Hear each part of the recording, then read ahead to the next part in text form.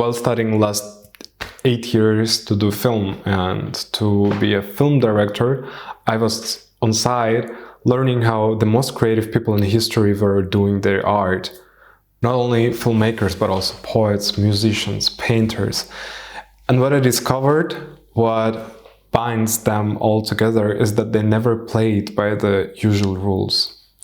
And we have a lot to learn from them. So I broke down from all the methods that I saw 6 lessons that we're gonna learn here today with you, and you can apply right tomorrow on the things you're working on right now. If you really care about creating something what was never made before, this is your ultimate guide to create an exceptional piece of art. You probably know it by yourself. It doesn't matter from which niche you're coming and what are you working on. You know that there exists this fire to do something completely new, something never existed before, something outstanding, something genius. The problem that I noticed in my industry and during my own studies is that I was always surrounded by people that actually used to have a lot of cliché in the stories they were writing and the films they were doing. And even by today, I see a lot of this happening right around me. So that time came to break down the rules of creating, the lessons that you need to remember. The first thing is very important. It's like a base for everything that we're gonna talk about later. You try probably to make the art that everyone will like. It seems reasonable because as much more people can relate to your art, as wider the audience that you get. And the greatest artists, they don't go wide. They created work for one person, for one feeling, for one impulse they had inside. And this impulse was constantly pushing into creation. And here is the funny thing. The more personal your art is, the more universal it feels. Define the person you're talking to, and afterwards you will move thousands of minds. Another thing which is not less important, which gonna tell you about your voice in the art you're doing. You feel like, I will find something what I'm gonna be known for, what I'm gonna be unique about. In order to understand what I'm talking about is, let's remember the moment when to some journalist, I remember Wes Anderson told that he didn't define his style, that he wasn't finding it out on purpose.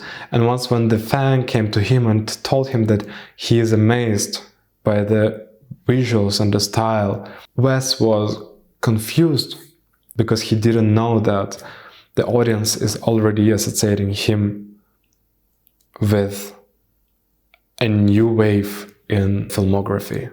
And you will become as much recognizable as him after you stick to 2 things. One is either the topic or the creation you're working on. And the second is your way to execute it.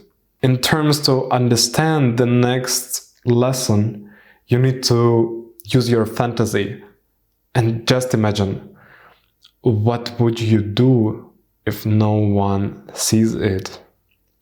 What would you create if you would have had all the money of the world? If you had unlimited budgets? What would you do? And here's the thing. Very important at this point to understand what is exactly your passion about. Ask yourself these questions, and the answer will actually surprise you. There is no great art about inspiration or about motivation. But there are a lot of art about obsession, about the passion. And this is the things you need to work on. Not inspiration, but the fire inside you. Right here, talking about the fire, there is one thing that kills it, And here's the lesson number 4. Perfectionism kills more great art than failure ever will. Perfectionism feels like ambition, but it actually is a fear of disgust. Picasso made 147,800 works in his life. Kanye West recorded thousands of songs based on samples he searched out until he picks up only 13 songs for his last album. These artists work in their studio every day. Stephen King has a rule of writing at least 2,000 words every day. It is discipline. Forget about inspiration. I myself wake up and the first thing I do, even before I make myself the coffee, is I'm sitting down on my table in the kitchen, I put my laptop and I start writing the scripts. Either for my films, either for this channel, I'm writing texts, I'm writing scripts, and then I start rehearsing them. I'm starting the preparation to the projects I do, to the YouTube I'm filming. And even if my first video got 0 views, still, I continue writing every day, because I believe that my own audience will find me. In creativity, quantity creates quality. And to achieve it, you need to sort a release rhythm. What do I mean by release rhythm? Is how often you bring up a new project, a new video, a new song, a new poetry. And to make the rhythm in this, you need to find how much time it actually asks you for the full circle of development. In my industry, that would be pre-production, production, post-production, distribution. And I can say that for my short films, this cycle can be from 3 months to 12. And in exceptional cases, it may vary or be longer. But what I'm trying to do is I'm trying to come up with 4 short films per year, which means that I have my release rhythm is 1 film per a season. This is how it works.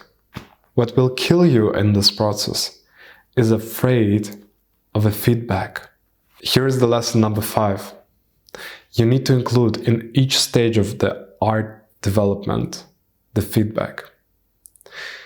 And not for validation, so people respect you for your work or they appreciate what you're doing, but for your own growth. So you have to focus on the criticism you're getting. In entrepreneurship, they call this lean startup methodology. It is a process where you build, measure, learn, and you start building again.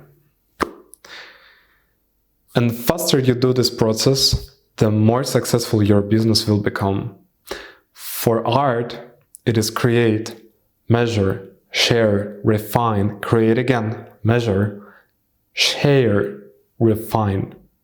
Kubrick was sending his film cuts to his trusted friends, always.